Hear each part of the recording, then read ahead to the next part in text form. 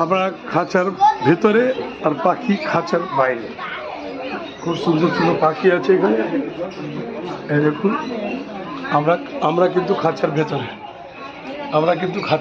আছি।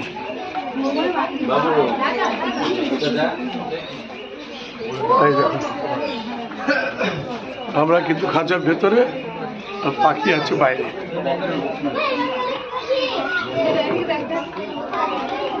খুব সুন্দর বানিয়েছে।